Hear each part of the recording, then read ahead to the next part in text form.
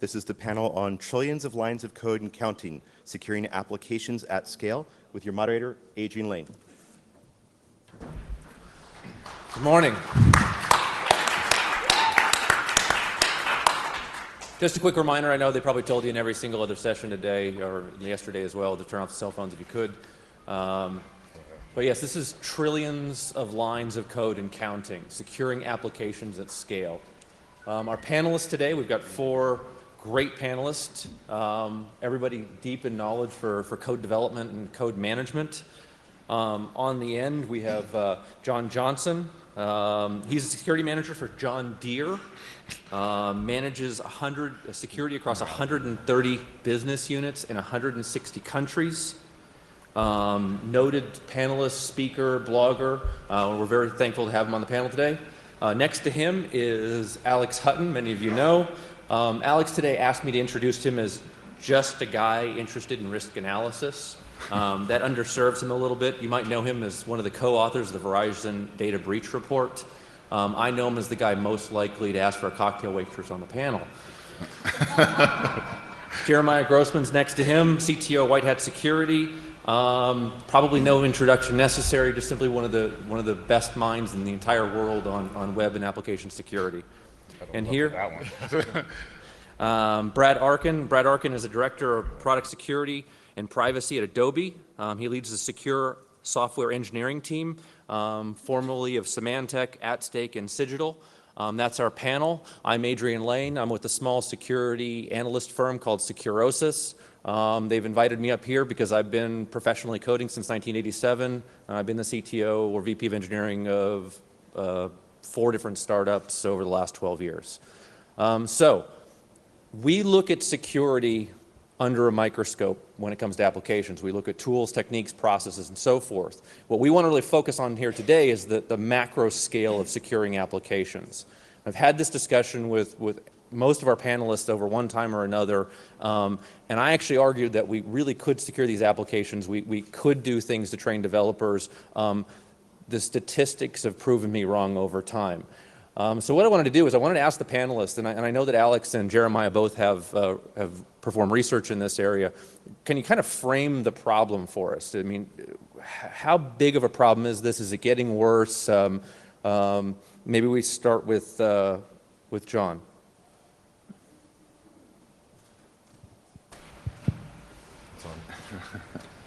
He's on.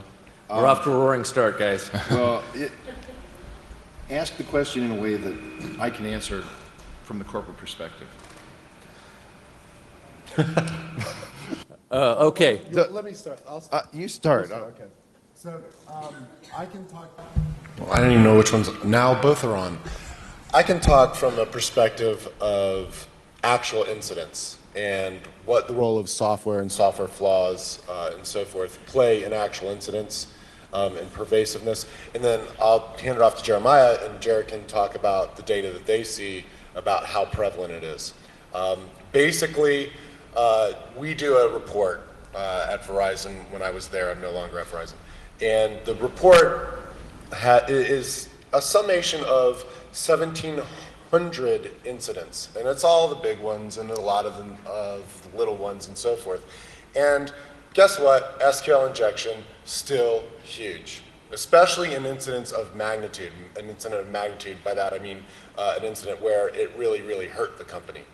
So yes, it's a big problem. It's a persistent problem. Yeah, I said persistent. If you have your buzzword bingo, you can knock that one off. And it's disturbing. Like Alex said, Alex and his former role at, I guess, Verizon to look at the incident data. Who's attacking who for what reason and how. At White Hat, we take just a different perspective. Our job is to assess websites, that small software security problem called web security. When we assess websites, we're up to a little over 4,000 now, but I want to, while it sounds like a lot, it's really a microcosm of the web. Right now, there's about 1 million plus websites that have SSL certificates of some kind, so that gives you a notion how many important websites are out there. And even amongst those 4,000, 7 or 8 out of the 10 websites we test have something seriously wrong with them, and usually for most days of the year. So you look at it, many of you were probably pen testers, and think about it for a moment, how many vulnerabilities you're finding in these websites that could potentially be exploited, and now multiply it by 1 million, and that's how many vulnerabilities exist. So somehow, some way, we're going to have to find them and fix them, and the question is, how do we go about doing that? That's one of the strategies. How do we go about finding them and fixing them? And hopefully, as we build the next generation of the web, maybe call it Web 2.0 or something like that. How do you, did I get a buzzword? How do we make the next version of the web have less vulnerabilities? So let's turn this into a business context then, and I'll start with Brad. So you manage security teams in software development. Where do you start? I mean, how do you begin to address the problem?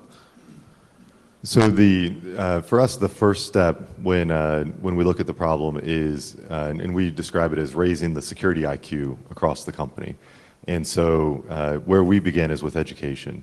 And so if you go to a product team and you convince them that they need to do more for security and they don't know where to start or what to do, then it's unproductive because you just induce panic and nothing happens afterwards that's going to help the problem. And so education for us is the most important place to start.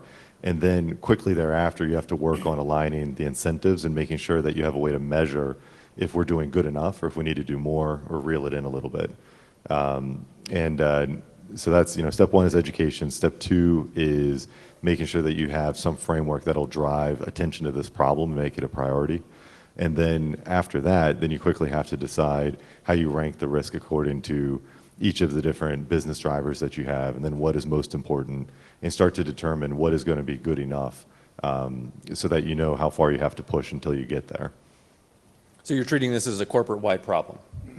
Yeah, well, so we've got at least a couple of different specific problems. So one is for a lot of the code that we write, we don't actually operate it in production. So it's code that we put into shrink wrap boxes or people download and run in their environments. And so we need to make sure that we understand what the threat landscape looks like in the uses where it's being put into production, and then make sure that we engineer it to the appropriate level for that use case. And then the second problem that we have is the code that we write, which we host and operate ourselves. And so these are websites or services like Omniture, and making sure that we understand what types of risks we're facing in production in our own environment is another problem. And then when you look across all the products and services that we offer, there's about 300 major brand names there. Some of them matter a lot for security, so things like Adobe Reader and Acrobat, and some are less so. So the world doesn't communicate through paintbrush files, and so malicious paintbrush files aren't as big a threat to Photoshop users. And so there's certain things that are more appropriate that we do for some products and less so for others. John, you want to pick that one up also? Yeah, sure. Where are you starting? I think that a manufacturing company like like mine certainly has a different focus, and we have a different customers that we're working towards. We have probably longer development cycles, fewer angry customers, and we may be a little bit slower. We're probably more like the Titanic turning at times, but I think education, like you said, Brad, is really important. Educating the developer community. We have a lot of offshore developers, and educating, and developing standards and educating management. Getting the business to buy into security as part of the total cost of ownership. Did I get a point? Okay, I didn't get one there. So, and that's very difficult because traditionally, security at a corporation is not something that, maybe we consider that you have to keep things better patched now from a network security vulnerability standpoint, but in software security, in some industries, we're still moving at a slower pace, and barring a digital cyber Pearl Harbor, we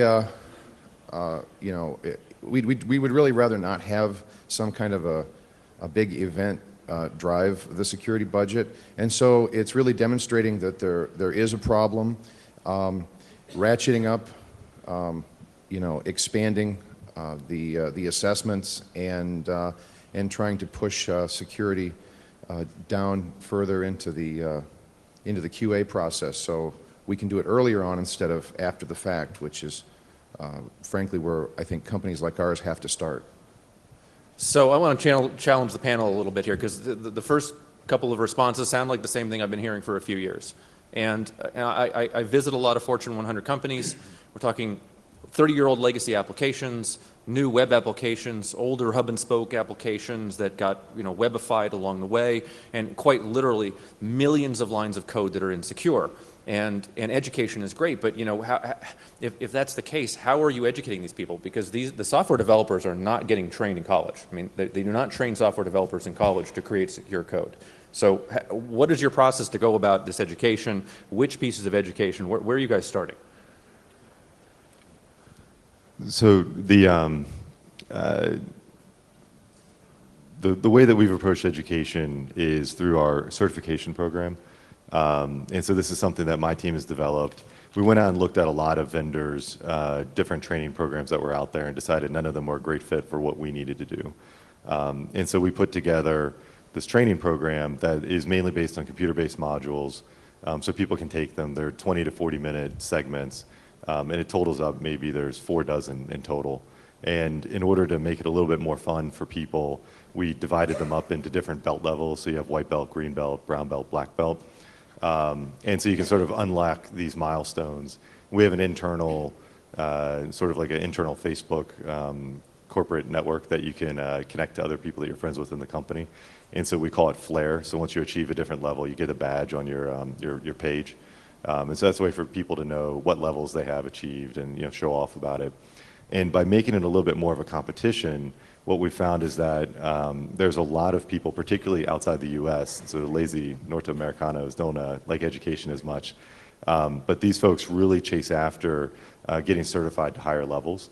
And so we rolled this out on a voluntary basis, and we've got on the order of 5,000 or 6,000 code writers in the company. And then in the first year, we had about half of them had gone through at least to the white belt level, and a lot of them to the green belt level. And since then, we've been nudging that up close to 100%.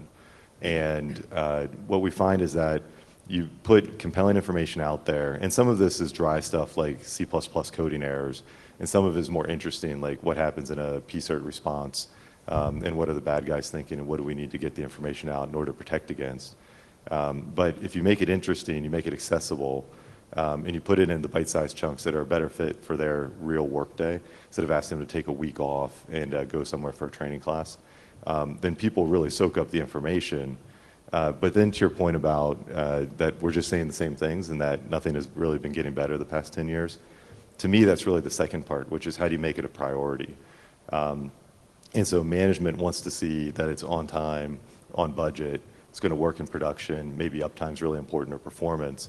If security isn't one of the top very small number of priorities for the project, then it gets buried with all the rest. And so they're not going to focus on it as much. But when you make security a real priority, then you get the investment, you get people who are chasing down to figure out how to solve these hard engineering problems. And we find that things really do get measurably better very quickly. But it has to be a priority. That's the hard part. Alex? So I'll be the first to admit that I don't have great technical hacking creds. I've done a good amount of social engineering, and one of the things that was always ironic to me is a lot of security departments suffer, and a lot of security initiatives suffer because we have a wrong mindset. And I think education's the wrong mindset for all of us. How many people here would consider yourself positive around the term hacking, right? I do. I'm with that, right? So what we should approach this as hacking the system. And there's 3 systems we need to hack. Yes, we need to hack the developer community. I don't know how many of you have seen the card game that Adam Shostak did at Microsoft, The Escalation of Privilege. It's like Bridge meets Magic the Gathering, but around software security. It's awesome. And you can get it for free or you can order it for $20, but it becomes a drinking game, right? So you find one time a month where you can get your development teams together and you play a card game, but it's actually education, it's actually training, it actually gets them in the mindset, it's hacking their critical thinking skills as they go forward with that. So that's the first. The second is management.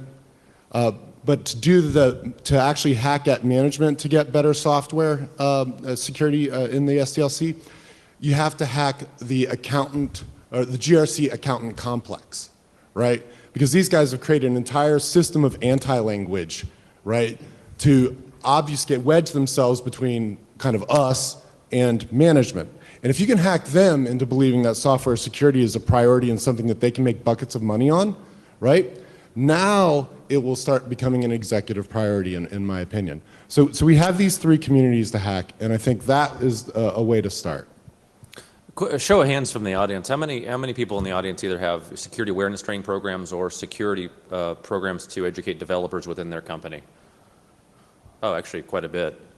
So, yeah. So one of the things that I hear over and over again by a lot of development managers who are tight on budget, tight on time, is that, I don't want to train these developers to do secure code. First, there's no business alignment for it. Second, it's a lot of budget. It's expensive to do. And as soon as I train them, they go somewhere else and take a better job. Obviously, the counter to that is, that you could be untrained and stay. So really, with organizations, and a question for John, do you have currently in-house budget for this? Are you able to incentivize and to get developers trained on secure development techniques, security awareness training throughout the organization? I wish we did have a big budget and a real focus on it from the software development lifecycle. The approach that I've had to take is education leveraging things that we have. And so a lot of companies start off with, network vulnerability management and testing and all of that. And you get a lot of data from knowing and publicizing. I've tried to market this internally, both to the developers, the application owners and management.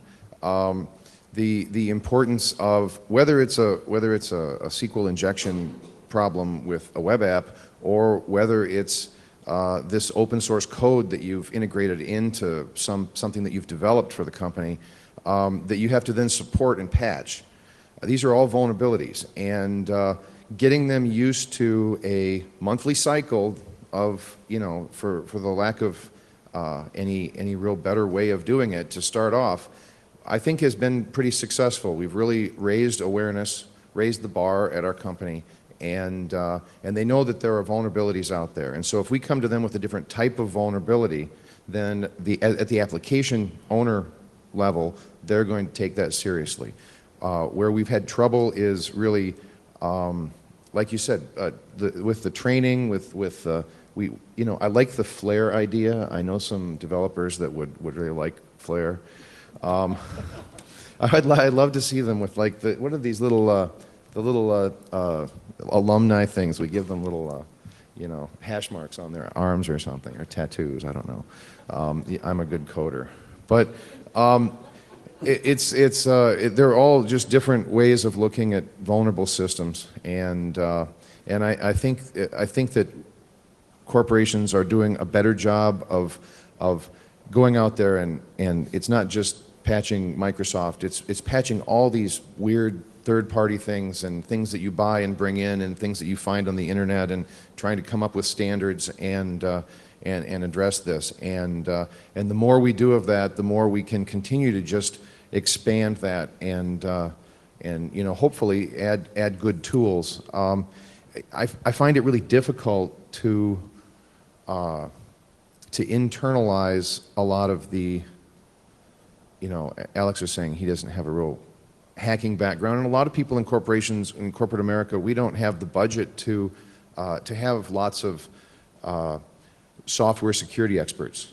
So we don't have a lot of the expertise in-house, and one of the things that we need to do is to leverage industry reports, examples of other companies that have had problems, especially competitors, and to go out and rely on third parties, outsourced companies that have that do thousands of pen tests a week, that have real depth, and at a company like mine, we might have somebody who sees the matrix and sits there and knows all these things that are going on, and then they retire or they, go to another company. And in other countries, we really That's have actually a that good problem. segue, because I wanted to ask Jeremiah a question along this, because what I'm hearing the panelists saying is that training, education, awareness, and so forth, what I'm hearing in the analyst community is tools, tools, tools, tools. Now, granted, a tool's often only as good as the person behind it, but Jeremiah, your company is one that's going to rely on both tools and training and the expertise of the people in-house. So, I mean, what's the program like within your organization? Where's the balance point? Sure. So developer awareness and developer training is an amazingly vexing problem. Just, if nothing else, but consider the scale, not just software security experts, but, with developers too. There are 17 million or so developers in the world. I doubt even 1% have had professional security training. How do we train 17 million developers that are pumping out secure code all the time?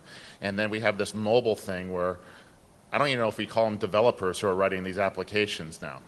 And so let's say you have 17 million developers and let's say you're doing on-site training. Who are the trainers? Even if you have a 1% ratio, we have nowhere near the trainers. So we're going to need clear technological solutions, processes, software to do, computer-based training for software security.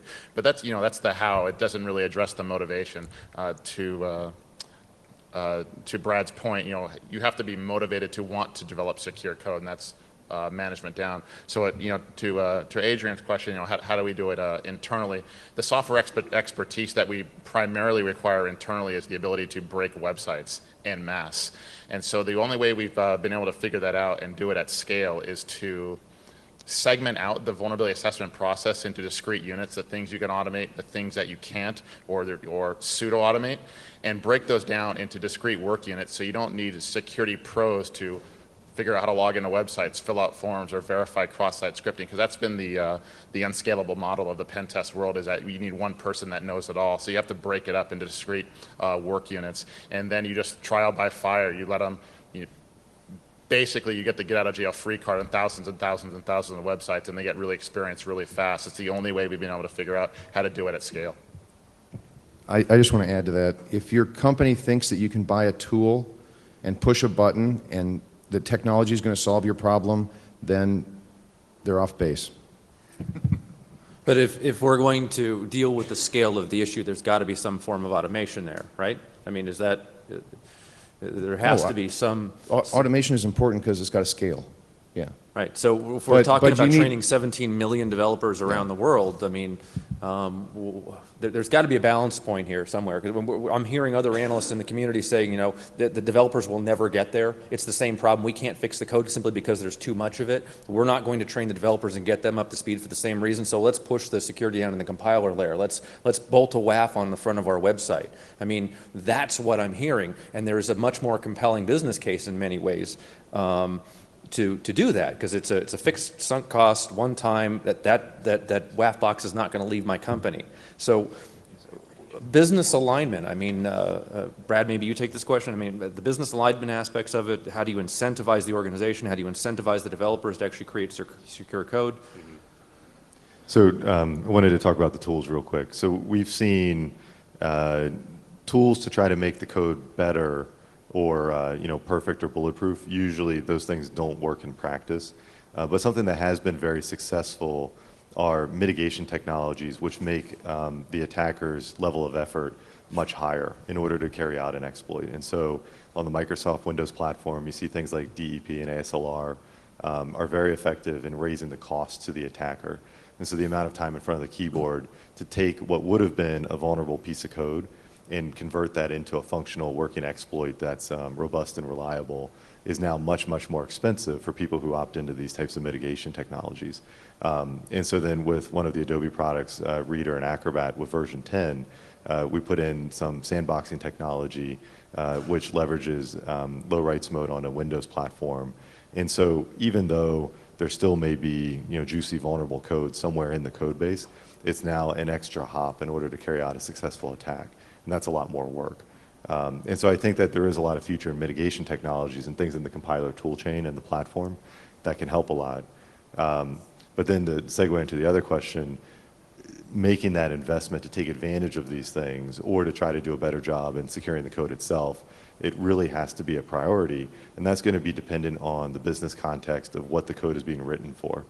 And so if I'm working in a bank, the arguments that I make that we should do more for security are going to be different than if I'm working, at a law firm or at a company like Adobe.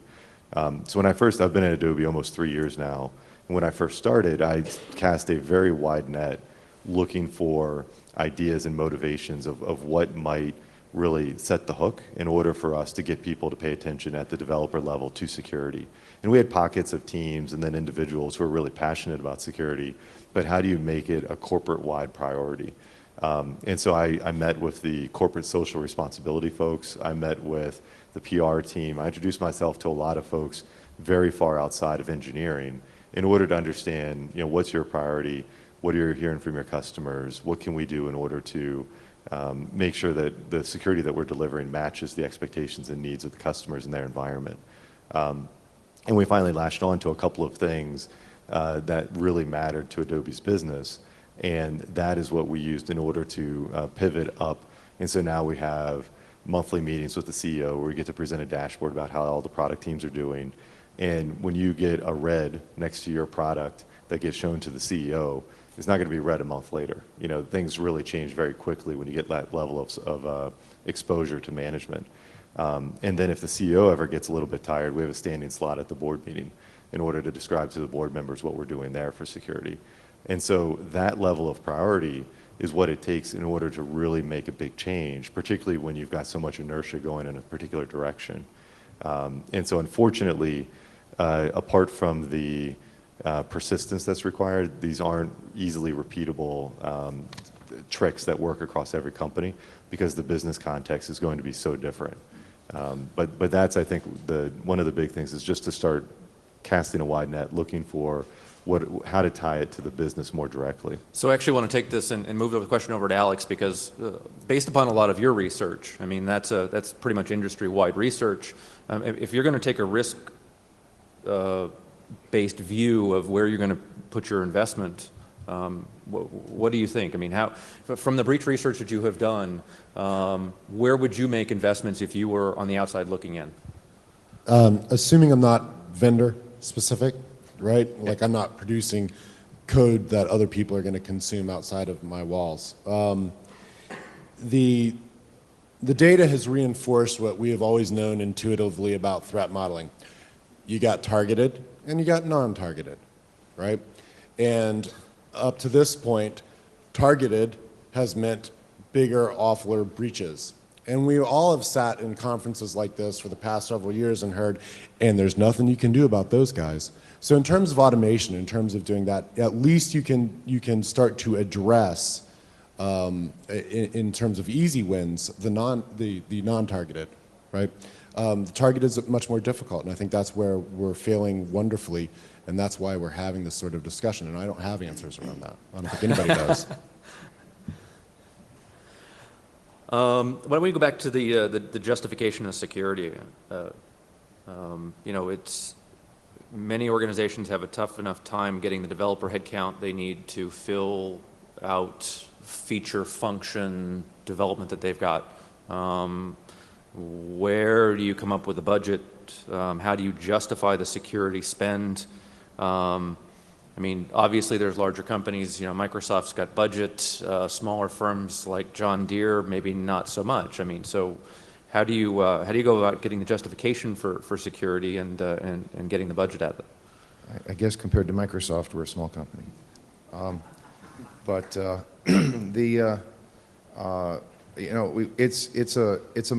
It's important that you market security inside your company and that you have buy-in from your upper management. And it's really important that you find out what it is that your CIO or your executives find important, because there's some aspect of security that is important to them, whether it's privacy or protecting intellectual property, or availability, or whatever it is, and take the marketing and present it to them in a way that is relevant to them. I mean, this is, I think, common sense. Did I see a hand go up over here? We'll take questions during the session if you've got them. Just kind of speak up, use your outdoor voice. Adrian, when I talked about hacking the GRC accounting complex, this is exactly what I mean. So if you look at all the risk models out there, they are find an issue, then fix an issue. It's backwards to the concept of building security into software. As these guys are measuring and reporting up to your managers, it is that sort of thing that's going on. Adobe's a little different from what we're hearing, but in terms of how that is being reported in your average enterprise, right, it's backwards. And so we have to change the way that we look at operational security in all aspects of it and say, okay, here are the relevant metrics. Yes, there is impact, and here's impact, but stop making fake likelihoods, stop making fake probabilities, and start focusing that we can be proactive here. And we know by the data that if we do a good job with software security, we can at least do a good job at making sure that the non-targeted types of attacks, right, we can survive those, we can resist those. So, Question? Yeah, what do you see as the role of programming languages? How much better can we do than C++ and PHP? So the question is, what is the role of programming languages in code security, and how, how do we improve C++ and PHP? Is that what I heard? How much better can we do than those? How much better can we do than those? And any of my panelists want to field this? relative security being between languages, can we do better with the languages? I guess a couple of answers to those. One is when we look at web security from outside looking in, our statistics show that the differences between languages as far as relative security, the outcomes are very slight. There might be some differences between frameworks, but not necessarily languages. The major challenge that we run into is that security doesn't get to drive or even really influence the frameworks that are used before they get widely adopted. We're not getting to choose the IOS or the Xcode framework prior to its getting used, or Ruby on Rails or anything like that. All of a sudden, we're to Alex's point, going to be brought in after the fact to help secure an insecure framework. And maybe we can't even choose which ones or select which ones are secure to begin with because we don't get enough time to look at them before they're used. I mean, there's a ton of frameworks out there that we could be looking at, most of which will never be used. We don't know which ones are going to be widely adopted. So we're always kind of playing catch up with that regard. I don't have a great answer other than it's really, really hard. So I think that there's certain categories of problems which existed, particularly if you look at C and C++, that are just solved problems when you look at more modern languages. And so, classic buffer overflow types of problems in C and C++ can't happen in .NET or Java or pretty much any modern scripting language. And so the trouble is all of those more modern languages are still susceptible to all of the sort of web type of screw-ups that developers can make. And so I think that the experience of looking at how the modern languages solve some of the problems that we saw in C and C++ gives me hope that we can come up with new approaches which will address some of the common problems that we see in these language sets that we're using today. I don't know if I've seen a lot of active research that's going in a pragmatic direction on this. So that's something that's I'm a little skeptical if we're going to see anything imminent to be delivered. But I think that's going to be a big part of it is that when you look at the problem of the trillions of lines of code that have been written in C and C++ today, and you can't write even a 100-line application in C and C++ without having a lot of problems in there, no matter how many people look at it.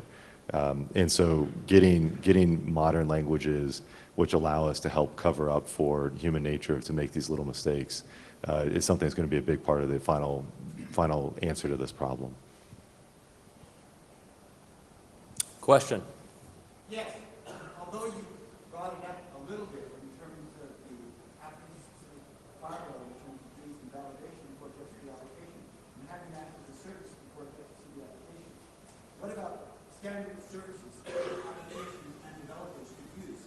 Something like a single sign-on component that the application developer would not develop, but simply insert into the application, and other functionality that we can use, such as Do you want to repeat the question? XML schema validation for web services, for example, would be another example. So to try to summarize that quickly, the question was about the use of standard components or libraries that do certain things like authentication and the benefits of that. And so I enthusiastically agree that that's a good approach. And when when I was at AdState, I was in New York, so we did a lot of work with the banks there. And what the banks found is that, they might have 1,000 different major applications in their portfolio, and they had 990 different implementations of a password storage mechanism. And they all had different credentials, and it was a real nightmare. And they found that everyone was doing it wrong. And so they said, well, this is ridiculous. Why are we repeating all of this effort across all of these different applications? So they extracted out the authentication mechanism, created a single password store, and made sure that they did it right, and they could focus a lot of attention on it. And then they told all the applications that by 18 months from today, you have to update your app to rip out your own authentication and use this single store. And that was really important for the banks in particular, because when they terminated an employee, they wanted to have confidence that they'd actually scraped out all their access to all their systems. So that provided a real business benefit to them beyond just making things a little bit better for security. And it wasn't just authentication, it was entitlements and permissions, and they had a lot of other modules that were implemented by one team, done correctly, vetted very carefully, and then mandated for use across the whole company. And then we see things like OWASP has the ISAPI API, so there's some cross-industry efforts to do similar things. And I think there's a lot more opportunity to take advantage of this in the future, because the chance to do something right once, or at least have a lot of people working on it, instead of implementing the same mistakes over and over again across different implementations. So that is, I think, a real trick for how we can make things better quickly. I just want to echo that that's a great comment. And having a single method for web authentication has been very important for our company for about 12 years. So is this a community problem? I mean, is this something that we really should be looking for the open source community and the like to really give us secure LAMP stacks, give us secure components, give us secure libraries? I mean, is that really what we should be focusing on to help solve this problem? I don't think it's binary. I think that's a big piece of it. I mean, I've spent the last 5 years being the business owner for a really sensitive application that collects, incident data from LEAs. And I got to use some really hot to trot Rails app guys. And those guys just want to build Legos, right? They're not, oh, Jim here, Jim there, and boom, there's your web app, right? They don't care about the security aspect of those. But if the gems, and the code libraries they're using were inherently trustworthy, would have had a lot more trust with those guys. Cheap, fast, and easy always wins the day, and we see adoption for many of these programs because they're freaking easy to implement. They can do it quickly. And so most of those are inherently insecure. They don't have authorization controls. They don't secure the data transfers. So my practical experience is very much in line with that. So what's not working?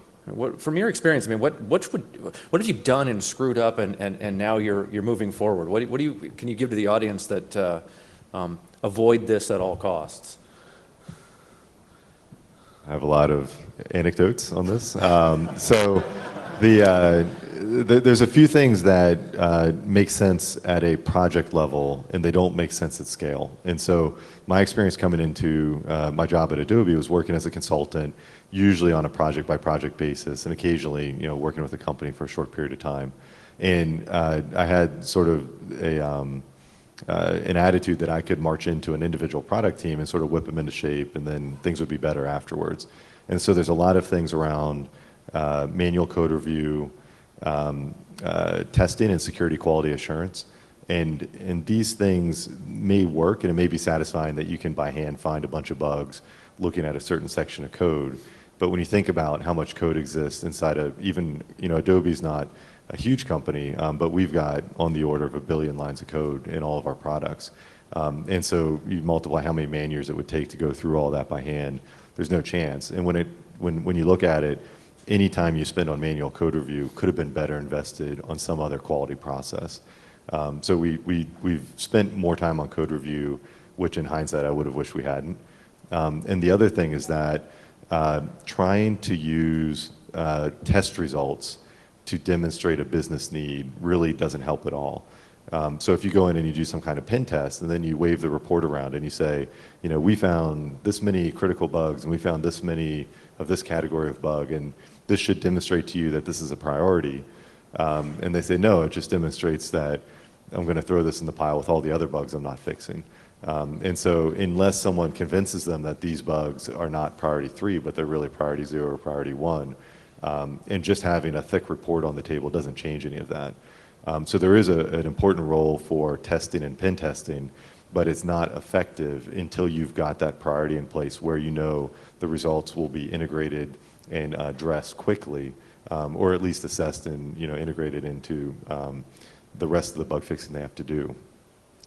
So those are a couple of things. I could go on, so let me take a break Can I here. just make add on to that just quickly? A comment that, I think that you're exactly right. And we have this focus on technology, and we have this focus on, we're kind of reactionary. And if we're talking billions or trillions, billions and billions of lines of code, we have to assume that there are vulnerabilities out there. There are flaws in lots. It's guaranteed. And so we need to have processes to respond.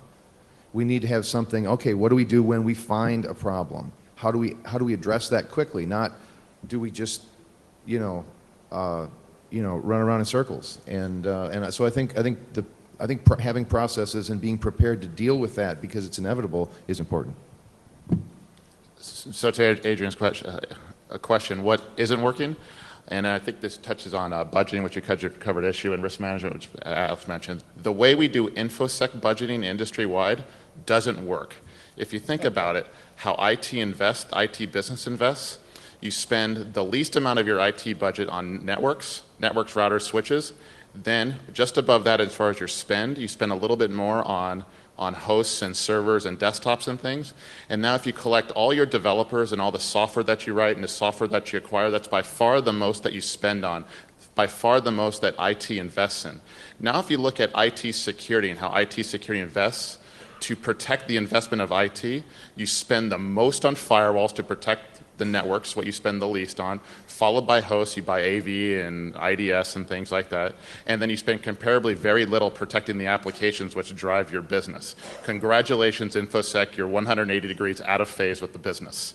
That reminds me of the Gunnar Peterson table. If you guys haven't seen Gunnar Peterson's table, he's listed every significant security challenge since 1995, right? And so, it's cloud, it's, e-commerce and so forth. And so he lists the challenge, and then he lists our response as an industry. And it's firewall SSL, firewall SSL, firewall SSL, firewall SSL. And so if you look at how budgeting is normally done, you take what you budgeted last year, you go to Black Hat and you find the today's risk, and you add 10% more for the today's threat, and you call it done. Right? How do we get out of that problem? We can sit here and have the best answers, but if there's no resources to go forward, losing battle. Question. Rant and. Yes, Mr. Alex. Do you have any insight into how many of the companies that do in-house development and end up on the Verizon report have in-house security initiatives for development? Can you repeat the question, please? The question was, in the data sets that we have for incidents and failures, how many actually have in-house development staff and so forth? That's going to be, it's a changing trend, and that's the nature of the report because it's expanding out. It's a very small proportion this time. Most of the enterprises that we do, we will describe their organization as relatively sophisticated. But I don't have an exact number of that. Now, if you look at the data set and you see the huge bulge around level 3, level 4 merchants this year, yeah, those guys don't got jack.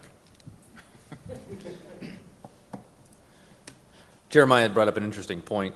We both shared the vision that software development in many ways has mimicked the auto industry. The United States had basically invented software development in many ways, led the industry for a long period of time.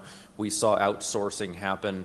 But with the auto industry, we saw a lot of companies do it better than we did. In fact, we are in many ways lower in quality, or have been in many cases, than competitors, which have opened up a door for them to do it faster, cheaper, and in some cases better. In software, we saw, especially the first tech collapse, a lot of software development go overseas. And we watch over the last 12 years or so come back to U.S., outsource to another country, come back to the U.S., outsource to another country. We really haven't seen any fundamental leap in the quality or the security of software, no matter where it's gone. So is there an indication here we just don't yet really know what we're doing? Is this a process issue? I mean, we have not seen a fundamental change in progress in this area.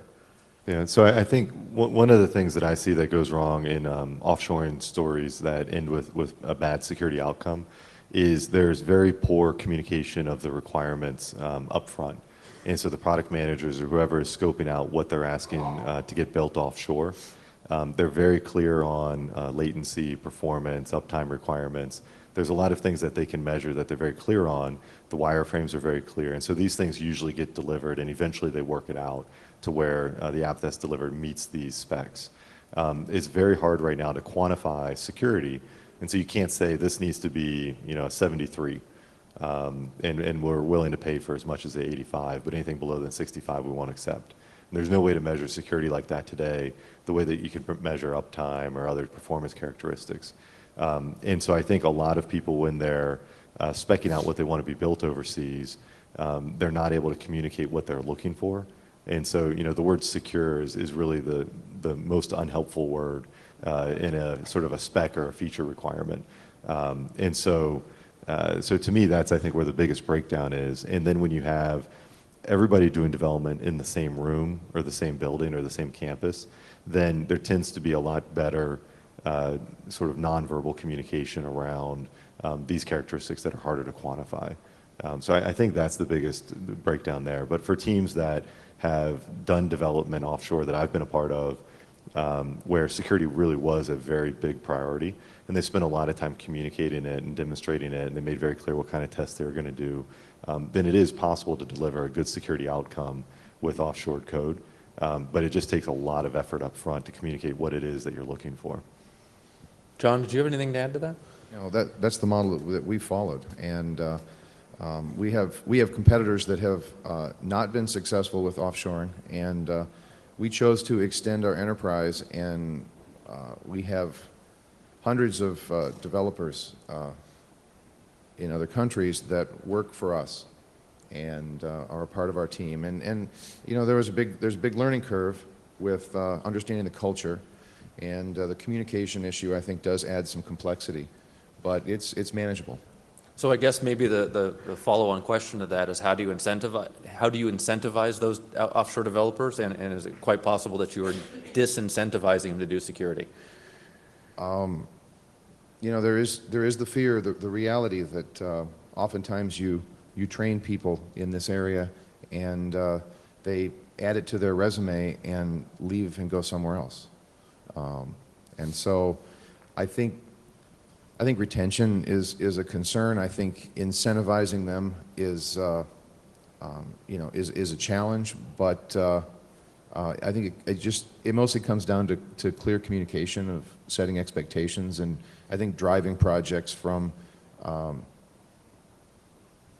central place as opposed to having things too dispersed.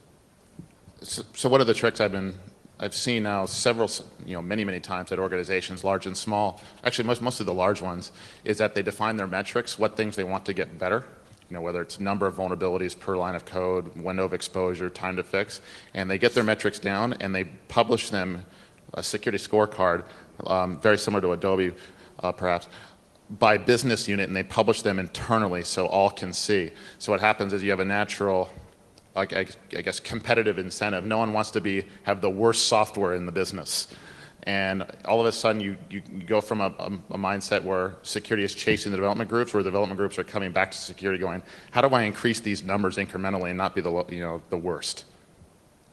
Well, I think that could be applied to security metrics in general. Question.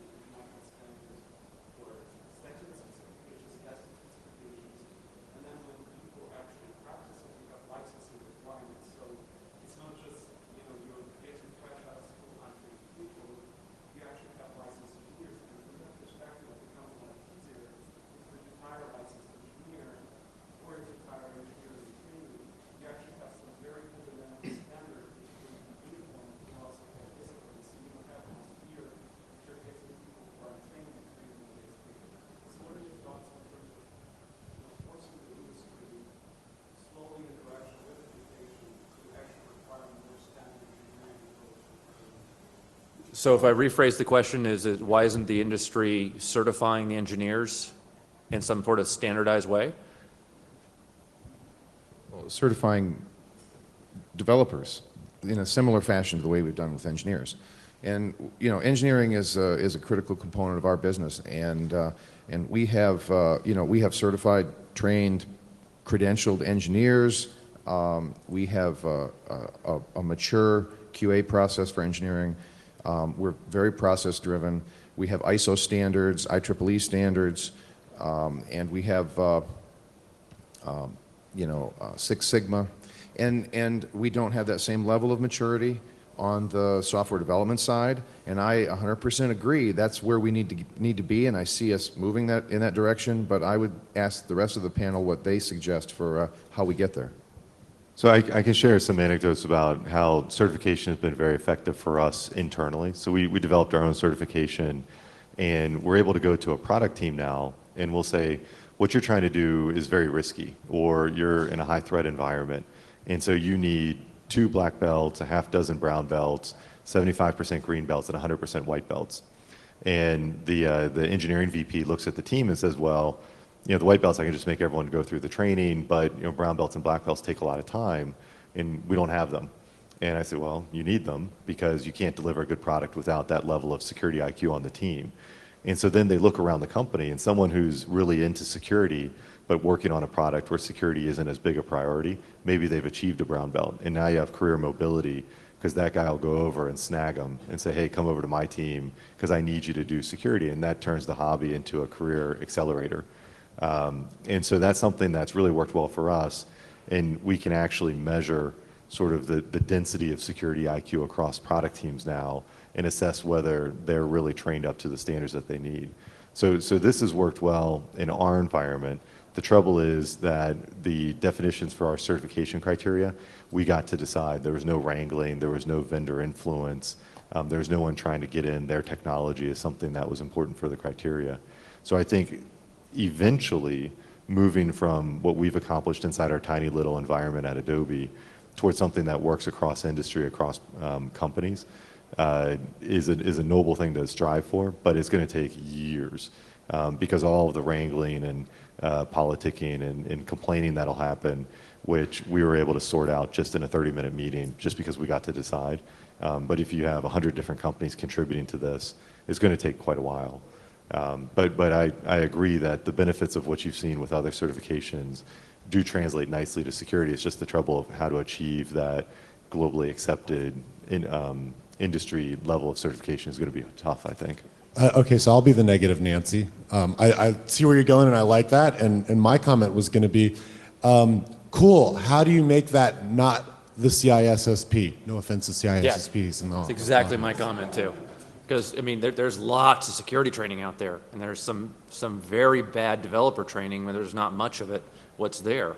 I've led a lot of different teams in software development, and there was very few good training courses for developers to teach them how to code securely. And most of the ones I've seen don't really give them the essence of understanding how to threat model and how to look at code as an attacker is going to look at it, and really give them the sense of how they should be, fuzz testing or integrating testing from a security standpoint within their own development practices and life cycles. Question up front. So I have a thought, which is only that. When you were describing the comparing software development with auto manufacturing, I don't think software development is using a manufacturing model. I think it's using a literary model, in that 17 million people are each writing their own story. And that's why we're having so much trouble standardizing it, controlling it. When you said 17 million people, I thought, God, we have to stop those people from developing. So the statement is that it's a bad analogy that we're not using the automotive production model. We're using a literary model, and that everybody's writing their own individual story, which is a good point. Process and communication, and how this weaves its way through an organization so that people are actually building the right product and building a secure product. We've seen software development life cycles actually harm that sort of development methodology to get stuff tested properly to get it secured. How many companies have a software development life cycle? All right. How many companies I forgot what I was going to say. The zombie confused me.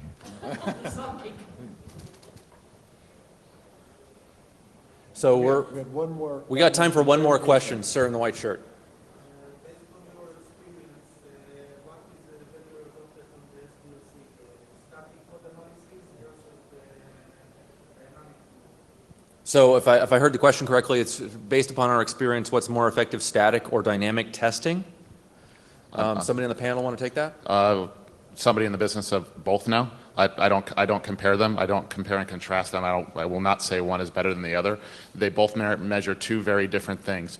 Generally speaking, dynamic analysis is designed to measure the attacker, the hackability of an application, because they don't generally have the source. Static analysis is more based on defect. It can get earlier in the application before it's capable of running. So they will both overlap slightly in the things that they're able to find. So static analysis, you get early defect reduction. Dynamic analysis, you get hackability metrics. So just different measuring sticks to get more secure code. So one thing that we found is that the most important thing for developer morale is that the tests are repeatable and consistent. And so there's nothing worse than if you have a human tester come in, they find 8 bugs, and then the developers go and fix them, the human tester comes back, finds 8 more bugs, and then the bug count never goes lower. They get very frustrated with that process. So anything that's repeatable, so that they can feel like they're making progress and they're really chipping away at the problem. And it's okay if you do that for a while and then you like recalibrate the testing so that there's like a new set of bugs to look for. But they really like to see that their effort is chipping away and driving down the bug counts. And with that, we're going to close up the session. Thank you very much for the panelists and thank you, the audience, for coming.